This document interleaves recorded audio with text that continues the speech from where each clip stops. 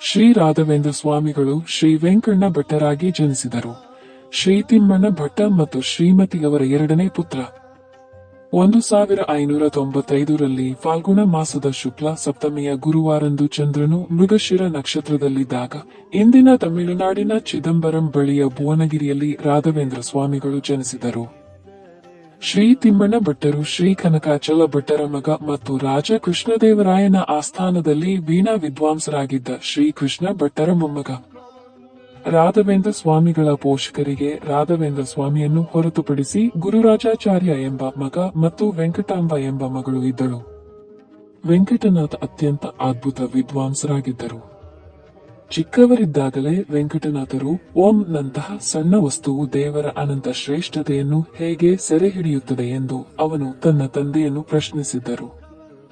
ವೆಂಕಟನಾಥರ ತಂದೆಯ ಮರಣದ ನಂತರ ಅವರ ಜವಾಬ್ದಾರಿಯನ್ನು ವೆಂಕಟನಾಥನ ಸಹೋದರನೇ ನೋಡಿಕೊಳ್ಳುತ್ತಾನೆ. ವೆಂಕಟನಾಥರು ತಮ್ಮ ಆರಂಭಿಕ ಶಿಕ್ಷಣವನ್ನು ಮದುರೈನಲ್ಲಿರುವ ತನ್ನ ಸೋದರ ಮಾವನಾದ ಲಕ್ಷ್ಮೀ ನರಸಿಂಹಾಚಾರ್ಯರಿಂದ ಪಡೆದುಕೊಂಡರು. ಮದುರೈನಿಂದ ಹಿಂದಿರುಗಿದ ನಂತರ ವೆಂಕಟನಾಥರು ಶ್ರೀಮಂತ ಕುಟುಂಬದಿಂದ ಬಂದ ಸರಸ್ವತಿಯನ್ನು ವಿವಾಹವಾದರು. ತನ್ನ ಇಂದ್ರಿಯಗಳ ಮೇಲೆ ಹಿಡಿತ ಹೊಂದಿರುವವನಿಗೆ ವಿವಾಹಿತ ಜೀವನವು ಕಲಿಕೆಗೆ ಅಡ್ಡಿಯಾಗುವುದಿಲ್ಲ ಎಂದು ಶಾಸ್ತ್ರಗಳು ಹೇಳುತ್ತವೆ. ಇದು ನಿಜವೆಂಬಂತೆ ವೆಂಕಟನಾಥರಿಗೆ ಅವರ ಹೆಚ್ಚಿನ ಕಲಿಕೆಯು ಸರಸ್ವತಿಯನ್ನು ಮದುವೆಯಾದ ನಂತರ ಸರಸ್ವತಿ ದೇವಿಯ ಆಶೀರ್ವಾದದ ಮೂಲಕ ಸಂಭವಿಸಿತು.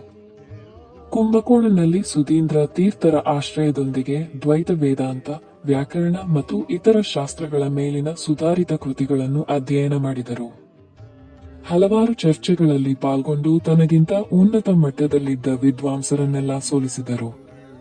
ವೆಂಕಟನಾಥರಲ್ಲಿದ್ದ ಅಪಾರ ಜ್ಞಾನವನ್ನು ಅರಿತುಕೊಂಡ ಅವರ ಗುರು ಸುಧೀಂದ್ರ ತೀರ್ಥ ವೆಂಕಟನಾಥರಿಗೆ ಮಹಾಭಾಷ್ಯ ವೆಂಕಟನಾಥಾಚಾರ್ಯ ಎನ್ನುವ ಬಿರುದನ್ನು ನೀಡಿದರು.